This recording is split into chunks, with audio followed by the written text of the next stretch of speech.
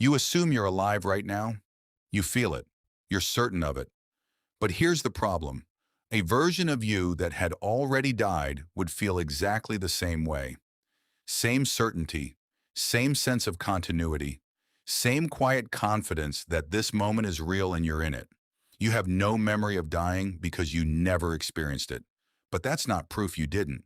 That's just proof that whatever you are right now kept going. And kept going is not the same thing as never stopped. Let's start with something your physics teacher probably skipped. In 1957, a 27-year-old PhD student at Princeton named Hugh Everett III sat down and wrote a paper that his professors told him was too strange to publish. He published it anyway. And it quietly became one of the most argued over ideas in the history of science. Everett's proposal was simple on the surface and completely unacceptable underneath it. Every time the universe faces a decision, every time a particle can go one way or the other, it doesn't choose. It does both. The universe splits. Two versions continue forward. Both of them real. Both of them fully formed. And in each one, something slightly different happened. Physicists call this the many worlds interpretation. Most of them hate it. Most of them also can't find a reason to rule it out. Here's why that matters to you specifically. Your life is not one story. It is an enormous branching tree of moments where things could have gone differently, and in some versions of reality they did. The car that swerved, the ice patch on the stairs, the medication that almost had the wrong dosage. In this branch, the one you're currently sitting in, those moments resolved in your favor. You kept going. But the theory says the branches where they didn't also kept going, with someone in them who got up that morning exactly like you did, who had the same plans, the same people waiting for them, and who, in that branch, didn't make it to the end of the day. Now here's the part that should stop you. In those branches, there is no experience of dying, not for you, because the you that exists can only ever be the one that survived. The moment a version of you reaches a branch where the story ends, that version stops experiencing anything. It contributes no more memories. It has no more mornings. But you keep going.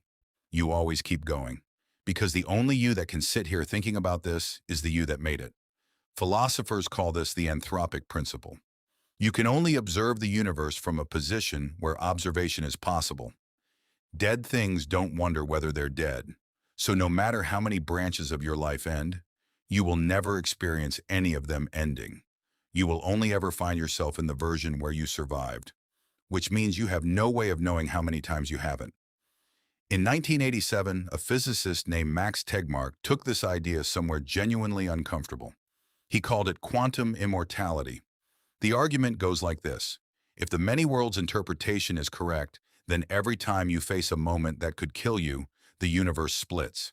In one branch you die, in the other you don't. The you that dies has no further experiences. The you that lives wakes up the next morning slightly confused about why you're still here. From your own perspective, you always survive. Not because you're lucky, because the version of you that doesn't survive simply isn't around to notice.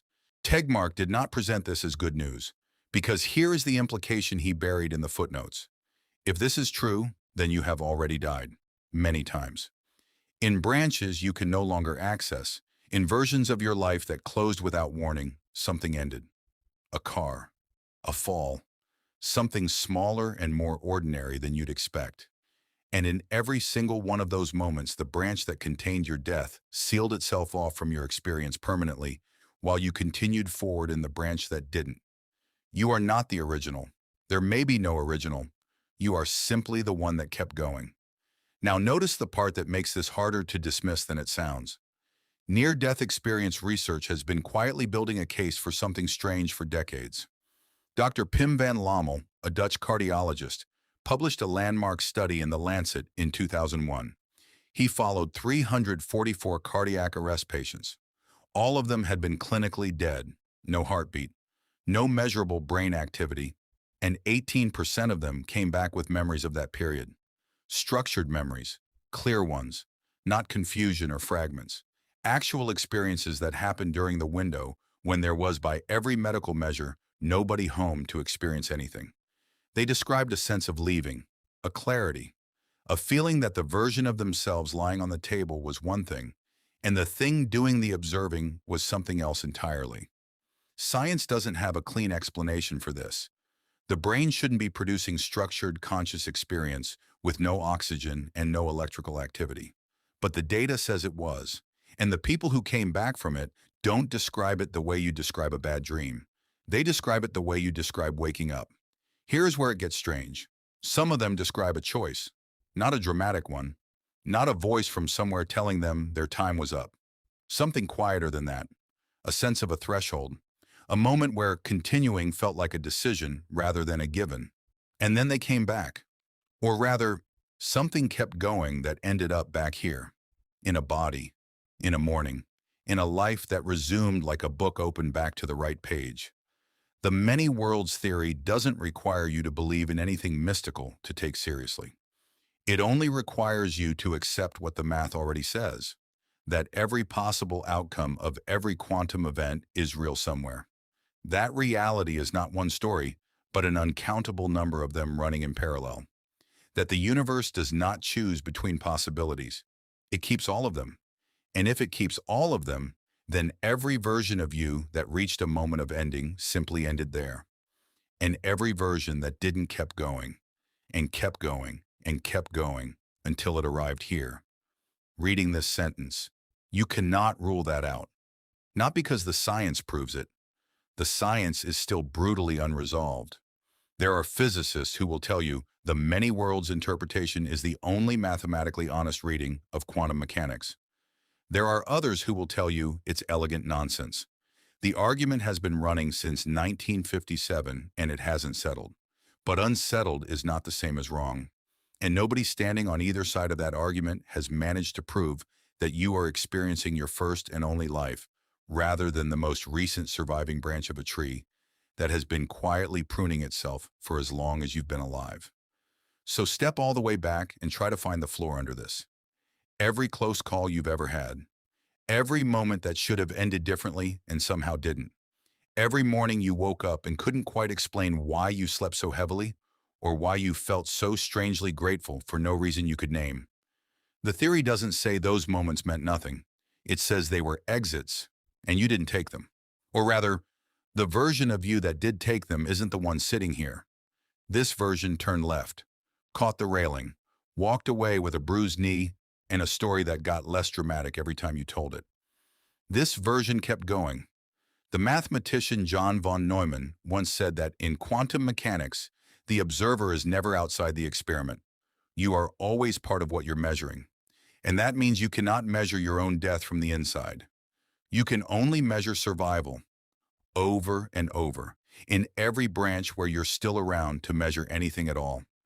There is no way to check whether this is your first life or your 1000th continuation. There is no instrument that reads that. There is no door that opens onto all the branches you didn't make it through. They're gone, sealed, real somewhere that you cannot reach.